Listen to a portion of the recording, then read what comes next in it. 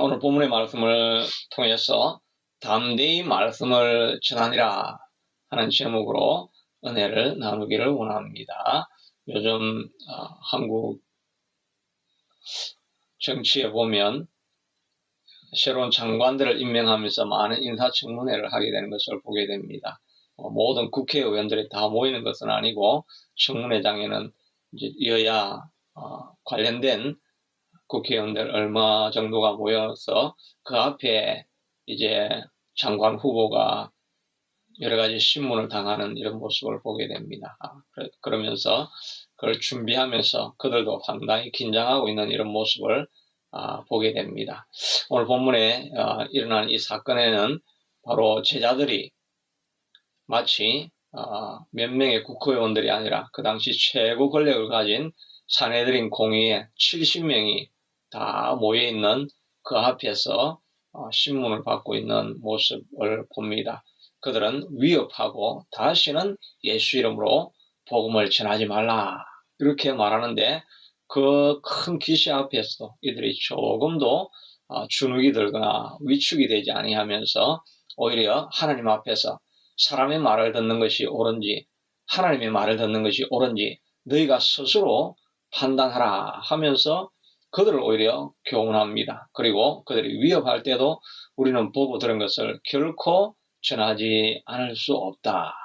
생명이 달려있는 예수님이 바로 그 공의 앞에서 재판을 받고 십자가형을 당했음에도 불구하고 그들은 조금도 두려움이 없이 담대하게 말씀을 선포하는 모습을 보게 됩니다. 우리도 사실은 이런 담대함을 가지고 살아가야 될 그런 하나님의 제자들로 부름을 받은 것입니다. 이들은 아는 것처럼 갈릴리에 보잘것없는 어부였지만 주님께서 말씀하신 것처럼 하늘에서 내 약속하신 것이 이룰 때까지 이 자리를 떠나지 말고 기다리라고 하였더니 성령이 임하심에 그이가 큰 권능을 받고 세상에까지 복음을 전파하는 자가 될 것이라 하는 그런 약속이 그대로 이루어져서 하나님의 복음을 전가하는 담대한 용사들이 된 것을 보게 됩니다.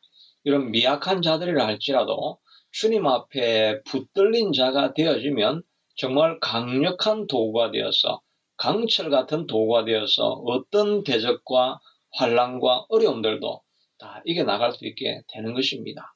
우리 자신들도 보면 너무나 미약한 자들이지만 하나님 앞에 붙들린 자가 되니까 크게 쓰임받을 뿐만 아니라 강력한 의지를 가지고 살아가는 자들이 되는 것을 많이 주변에서도 보게 되지요. 성령이 임하면 그런 역사와 능력이 나타나게 되는 것입니다. 히브리서 11장에 보면 이런 믿음의 사람들에 대해서 그들은 믿음으로 나라를 이기기도 하고 의를 행하기도 하며 약속을 받기도 하며 사자들의 입을 막기도 하고 사자굴에 던져지는 것도 전혀 두려워하지 아니하고 불의 세력을 멸하기도 하고 칼날을 피하기도 하며 연약한 가운데서 강하게 되기도 하며 전쟁에 용감하게 되어 이방 사람들의 진을 물리치기도 하며 여자들은 자기의 죽은 자들을 부활로 받아들이기도 하며 또 어떤 일은 더 좋은 부활을 얻고자 하여 심한 고문을 받되 구차히 풀려나기를 원하지 아니하였으며 한국 역사에도 이런 분이 있지요.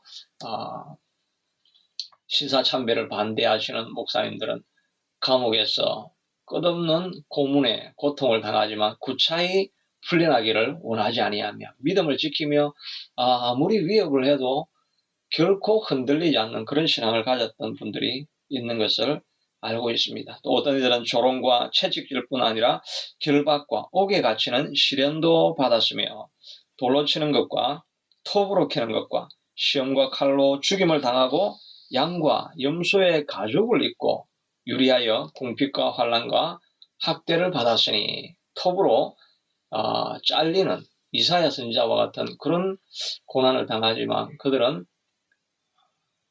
끝까지 담대하게 뒤로 물러가지 아니하고 주의 말씀을 이루어가는 것을 보게 됩니다. 이사야도 예레미야도 늘 하나님 앞에 저는 부족해서 하지 못합니다. 이런 고백을 하는 자였습니다. 그런데 주의 임재가 있고 주의 성령이 그들과 함께하기 시작하니까 세상이 감당할 수 없는 사람이 된 것입니다. 그래서 히브리서 11장 38절에 보면 이런 사람은 세상이 감당하지 못하느니라. 바로 우리가 그런 존재로 다시 태어난 것입니다. 과거에 있을 때는 베드로와 같이 시몬과 같이 갈대였습니다. 그러나 예수 그리스도께서 이름을 반석이라 하라, 피터라고 베드로라고 이름 붙여진 이후에는 정말 흔들리지 않는 견고한 반석으로 사람이 바뀌어 버린 것이지요. 우리도 우리 자신의 성품이나 또 환경이나 또 살아온 이런 삶의 여정들을 바라보면서 나는 갈대와 같습니다. 나는 모자라고 나는 뭔가를 제대로 끝맺음을 할 수 없는 연약한 존재입니다. 조그만 위협에도 주눅이 들고 웅크리는 이런 존재입니다. 이렇게 고백하시는 분이라 할지라도 두려워할 것이 없는 것은 담대함과 힘은 권능은 하나님께로부터 오는 것이기 때문에 하나님을 경험하고 하나님을 체험하고 하나님을 만나게 되면 완전히 다른 삶으로 바뀌어지는 것입니다. 갈대에서부터 시몬이라고 하는 갈대에서부터 베드로라고 하는 반석으로 바뀌어지는 역사가 우리의 삶 가운데 일어나게 되는 것입니다. 이런 역사가 오늘 이 본문 기도하는 내용 안에서 또 이들의 기도를 통해서 그런 역사가 나타나는 것을 보게 됩니다. 본문을 살펴보면서 우리도 이런 담대함의 능력을 다시 한번 회복시켜 달라고 기도할 수 있게 되기를 바랍니다. 아마 하나님을 경험하고 기도에 깊이 들어가 있던 경험들이 있는 사람들은 이런 것들을 아마 몸으로 알고 있을 것입니다. 미약하고 연약한 존재였는데 기도하면 어디에서 힘이 솟는지 여호와를 앙망하는 자에게는 독수리에 날개치며 올라간 같음과 다름질하여도 피곤치 아니하고 걸어가도 곤비치 아니하는 힘이 우리에게 찾아오게 되어서 우리가 강하게 되는 경험들을 하게 되는 것이지요. 오늘 본문을 통해서 이들이 그런 역사를 어떻게 일으켜가는가 하는 것들을 우리가 살펴볼 수가 있습니다. 강하게 되기 위해서는 먼저는 중보 기도하는 그런 그룹들이 있을 때 사람들이 강해지는 것을 보게 되지요. 오늘 본문에 23절을 보게 되면 그들이 노임에 그 동료에게 가서 제사장들과 장로의 말을 다 알리니 24절 그들이 듣고 한 마음으로 하나님께 소리를 높여 이르되 라고 말하고 있지요. 이들이 문제를 당하고 어려움을 당하니까 베드로와 요한이 그냥 자기만 가지고 있는 것이 아니라 그 내용을 사사시 다 자기의 제자들에게 같이 있던 사람들에게 알리게 되죠. 그러니까 그들이 온 마음을 다하여서 한 마음으로 하나님께 이 문제를 이기게 해달라고 간절히 기도하는 모습을 보게 됩니다. 우리가 강한 능력의 사람들이 되려고 하면 이와 같이 끊임없이 주변에서 중보하는 그룹이 같이 있을 때 담대하게 되어지고 넘어지지 아니하고 쓰러지지 않게 되는 것을 우리가 보게 되죠. 바울도 얼마나 담대한 사람이었습니까? 죽음을 불사하고라도 적진으로 들어가고 감옥에 갇히는 일, 또 강도의 위협, 바다의 위협, 강의 위협 줄이고 추위와 더위에 떨고 못 먹고 이런 온갖 고난을 다 당하면서도 끝까지 그가 그의 길을 잘 걸어갔습니다. 그런데 그렇게 걸어간 것은 바울 혼자의 힘이라기보다는 그 주변에 언제나 믿음의 사람들이 다 있었던 것을 보게 됩니다. 예루살렘을 향해서 갈 때 많은 사람들이 그를 만류하게 됐지만, 그러나 그 사람들이 다 와서 밀레도에서는 에베소의 장로들이 다 와서 바울을 격려하고 그들을 위해서 떠나는 바울을 위해서 눈물로 기도해 줍니다. 가이사랴에 와서는 처녀 선지자들이 와서 그의 미래에 대해서 예언해 주고 걱정하는 예언을 한 것이지요. 그러면서도 또 배웅하고 기도하고 이런 그룹들이 어디를 가든지 바울을 위해서 끊임없이 기도하는 사람들이 있었던 것을 보게 됩니다. 그러니 바울 혼자의 힘으로 되어진 것이 아니죠. 그래서 로마서 16장을 보면 한 장 전체에 걸쳐서 자기와 동력하고 있는 사람들의 이름을 일일이 열거하고 있는 것을 보게 됩니다. 브리스가와 아굴라는 자기를 위하여 자기의 목숨이라도 내어줄 만큼 그를 위해서 헌신하고 있는 이런 그룹이 있다는 것을 말해줍니다. 또 루포의 어머니는 나의 어머니다 라고 하면서 마치 어머니와 같이 바울을 돌보아주고 섬겨주었던 이런 그룹들이 있는 것이죠. 이런 사람들이 끊임없이 바울을 위해서 중보하고 기도하니까 그런 역사가 바울이 끝까지 믿음의 길을 걸어갈 수 있었던 것을 보게 됩니다. 그러므로 우리도 이런 좋은 소그룹을 만나서 기도하는 중보의 팀을 만날 수 있게 해달라고 기도하는 것이 필요하겠지요. 스펄전 목사님도 설교를 통해서 또 교회를 목회를 아주 훌륭하게 잘하니까 신학생들이 와서 목회의 비결이 무엇입니까? 라고 이야기할 때 그가 지하실로 내려가서 밤새워 기도하고 있는 기도굴에서 교회를 위해서 중보기도하고 있는 그룹을 보면서 이것이 내 목회의 엔진이다 라고 이렇게 말했던 것을 기록을 들을 수가 있지요. 스펄전이 목회할 수 있던 것도 수많은 사람들의 중보기도가 다 모여서 교회가 세워져 가는 것을 보게 됩니다. 짐 신발라라고 하는 목사님이 계시죠. 미국의 맨하탄에 있는 브루클린 교회를 인도하고 계시죠. 이분은 브루클린에 보면 도시 빈민들이 많이 있는데 그 빈민들을 섬기는 목회를 그가 시작을 하게 됩니다. 그러니 주변의 불량자들, 중독자들, 가난한 사람들 이런 사람들 틈에서 목회를 하면서 그런 사명감을 가지고 목회를 했지만 자기 자녀는 그런 불량한 환경에 자꾸 노출이 되다 보니까 불량 소년이 되어서 나중에는 가출을 해버리게 됩니다. 그래서 그 사실을 교인들에게 알리게 되죠.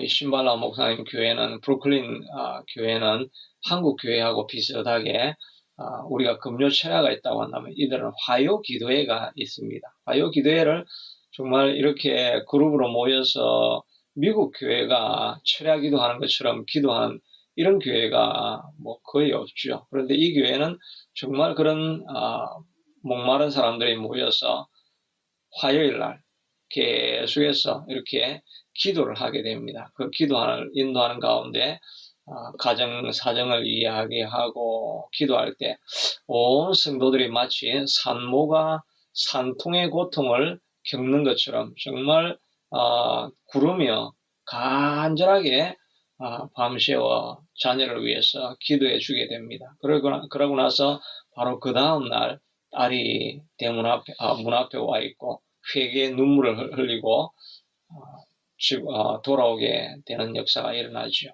그가 고백하기를 자기가 밤에 자다가 너무나 극심한 그 공포스러운 꿈을 꾸게 되는데 지옥에 떨어지게 되는데 그 느낌이 너무너무 생생하게 두렵고 공포스러운 그런 꿈이었습니다. 그 꿈을 깨고 나서 내가 정말 이 길로 가다 보면 지옥굴로 떨어지게 되는데 그게 너무나 공포스러운 게 느껴지니까 집으로 돌아가야 되겠다 하고 돌아와서 회개하게 되어지고 다시 새로운 삶을 살고 지금은 사모의 길을 걸어가고 있는 그런 간증이 있는 것을 들어보게 됩니다. 정말 이와 같은 믿음의 기도의 공동체가 서로를 위해서 중보기도하고 있을 때 하나님의 놀라운 역사가 나타나고 사람들이 담대해질 수 있게 된다는 것이지요. 베드로와 요한도 그 공회 앞에 서서 담대할 수 있었던 것은 성령의 충만한 것도 있었지만 바로 위에서 중보하고 있는 기도의 팀이 있을 때 그런 담대함을 끝까지 유지해 갈 수가 있게 된다는 것입니다. 우리도 그런 좋은 공동체가 있으면 좋지만 혹시 없다고 할지라도 우리가 하나님 앞에 기도하면서 하나님이여 이런 공동체를 믿음의 기도의 공동체를 만들 수 있게 해달라고 기도하는 것이 필요하겠지요. 남이 나를 위해서 기도하기 전에 내가 누군가를 위해서 간절히 갈망하며 밤새워 기도하고 그분을 나의 문제로 생각하고 간절히 오랜 시간 기도하다 보면 그 사람을 만날 때 그 사람을 대하는 태도가 달라집니다. 그 사람을 볼 때 기도의 눈으로 바라보게 되어지고 또 그 사람을 위해서 기도할 수 있게 되어지고 그렇게 되어지다 보면 그런 기도의 모임들이 만들어지게 되는 것이지요. 남이 나를 위해서 간절히 기도해주는 그런 중보 기도자를 찾기 전에 내가 먼저 남을 위해서 정말 밤새워 간절히 기도해 볼 수 있게 되기를 바랍니다. 그럴 때 나를 위해서 기도하는 중보자들이 생기게 될 것입니다. 교회를 위해서도 밤새워 기도하며 교회를 위해서 정말 눈물로 간절히 간구할 때 하나님께서 교회를 중보하며 기도하는 그룹들이 모이는 공동체로 만들어주게 될 것입니다. 누가 남을 위해서 기도하기를 기다리기 전에 내가 먼저 간절한 마음으로 중보 기도해 볼 수 있게 되기를 축원합니다. 또 이제 24절 우리 방금 읽었던 것처럼 이렇게 24절 후반절에 보면 그들이 하나님께 소리를 높여 이르되 대주제여 천지와 바다와 그 가운데 만물을 지으신 이시오라고 기도를 합니다. 이들은 기도할 때 우리를 도와주시는 하나님 또 우리와 함께 하시는 하나님 이렇게 기도한 것이 아니라 이 기도의 첫 말이 대주제여 천지와 바다와 그 가운데 있는 모든 것을 지으신 이시오. 대주제여란 말은 쉽게 이야기하면 모든 것의 큰 주인이시여 이 말이죠. 하늘의 주인이시고 땅의 주인이시고 그 안에 지은 모든 만물의 주인은 하나님입니다.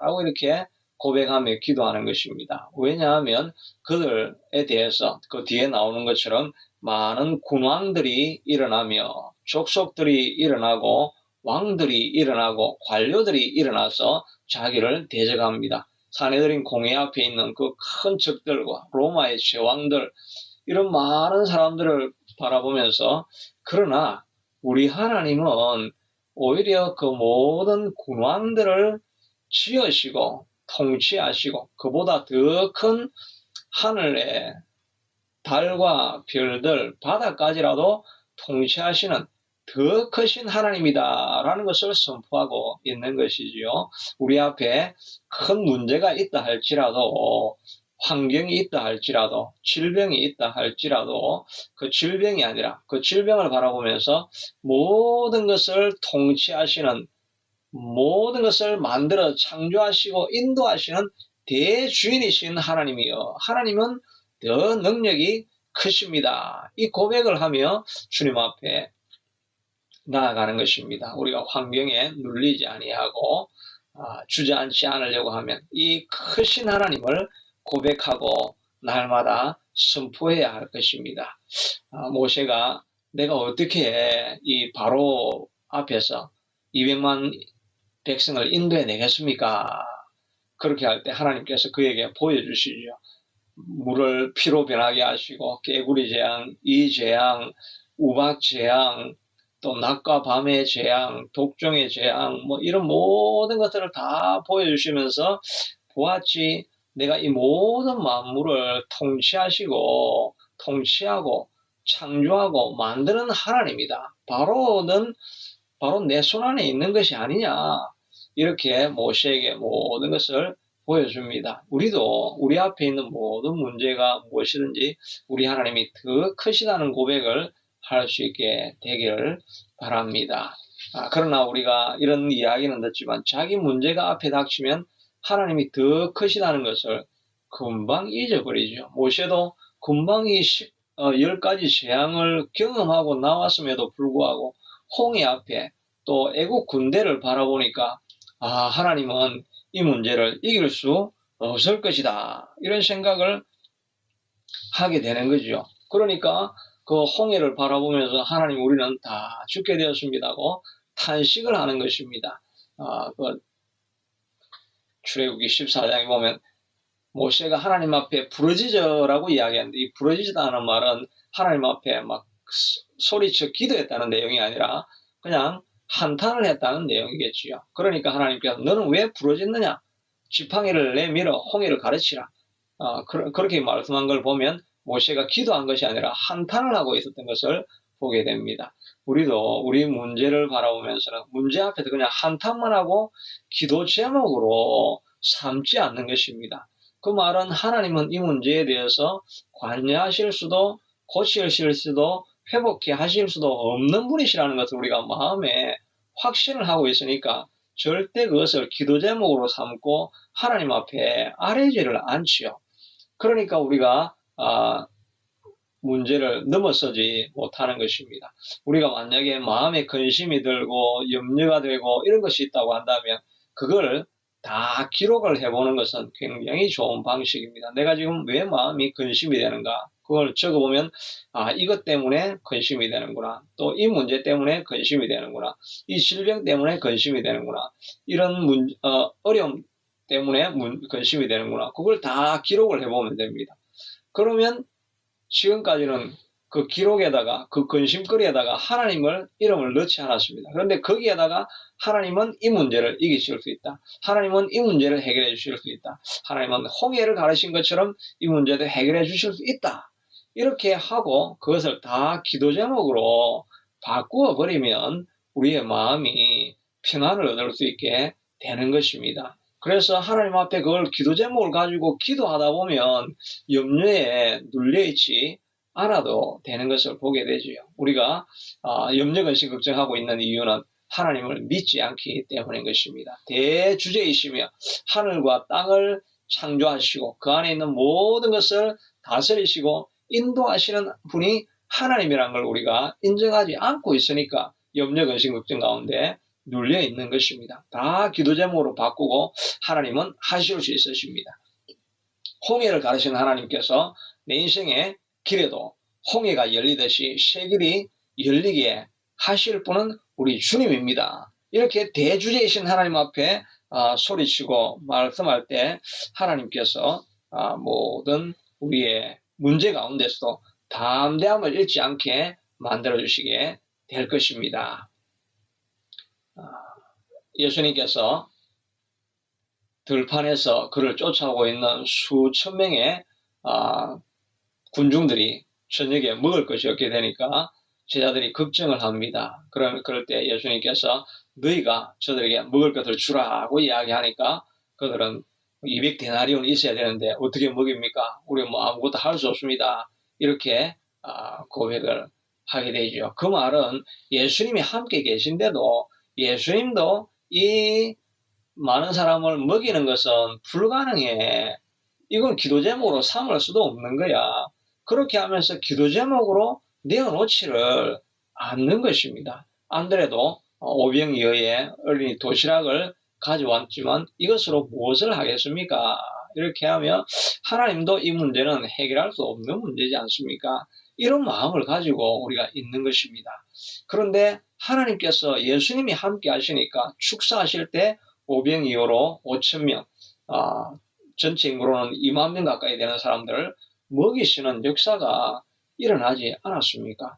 그러니 우리가 대주제이신 하나님이여라고 선포하며 하나님은 내 인생에 어떤 문제든지 해결해 줄 수 있다는 믿음을 가지고 문제를 기도 제목으로 바꾸어서 내려놓을 수 있게 되기를 바랍니다. 또 어떤 염려되는 곳이 있다고 한다면 그 가게로 가서 그 자리에서 기도하는 것입니다. 사람이 있다고 한다면 그 사람을 앞에 놓고 기도하는 것입니다. 모든 것을 기도 제목으로 바꾸어 버리면 대주제이신 하나님께서 이길 수 있게 하시고 승리할 수 있게 하시고 믿음으로 나아갈 수 있게 만들어 주실 것입니다. 우리가 이 믿음의 길을 걸어가게 되면 반드시 일어나는 것이 대적들이 있습니다. 오늘 본문에도 수많은 대적들이 일어나는 것을 말해주고 있죠. 25절에 주의 종 우리 조상 다윗의 입을 통하여 성령으로 말씀하시기를 어찌하여 열방이 분노하며 족속들이 허사를 경영하였는고. 세상의 군왕들이 나서며 관리들이 함께 모여 주와 그의 그리스도를 대적하도다 하시니로 소이다. 27절에 과연 헤롯과 빌라도, 본디오 빌라도는 이방인과 이스라엘 백성들과 합시하여 하나님께서 기름 부으신 거룩한 종 예수를 거슬러 일어났다라고 말하고 있지요. 앞에 있는 내용은 다윗이 시편 2편을 기록한 내용을 인용하고 있지요. 예수님이 나타나니까 군왕들이 일어나서 허사를 경영하였다라고 말하고 있습니다. 많은 사람들이 그들이 또한 열방이 분노하였다라고 말하고 세상의 군왕들이 나서며 관리들이 다 일어나서 대적하였다고 말씀하고 있죠. 예수님이 일어나기 시작하니까 이 땅은 원래 사단의 통치 아래 있는 것인데 예수님이 임하시고 하나님 나라가 임하게 되니까 당연히 자기 땅을 빼앗기니까 사단이 가만히 있을 수가 없죠. 그들이 사람을 동요하고 그들의 마음을 동요시켜서 그들이 분노하게 만듭니다. 하나님의 역사가 일어나게 되면 주변에 있는 사람들이 분노하게 됩니다. 교회가 흥황하게 되어지고 또 개인의 삶을 통해서 하나님의 영광이 드러나기 시작하면 사람들이 주변에서 분노한 사람들이 일어납니다. 사람뿐만 아니라 왕들이 일어나고 나라가 일어나고 또 관리들이 다 일어나가지고 대적하는 역사가 일어나게 되지요. 헤롯과 예수님 때는 본디오 빌라도가 일어나서 그들이 합시하여 거룩한 종 예수를 거슬렀다라고 이야기를 하고 있죠. 그러니까 이 헤롯과 빌라도는 그 당시에 서로 적과 같은 관계였습니다. 빌라도는 로마에서 파송된 총독이고 헤롯은 그 지방의 분봉왕입니다. 그러니까 서로가 앙숙 관계였는데 그들이 다 마음을 합세하여 예수를 대적했다라고 말하고 있지요.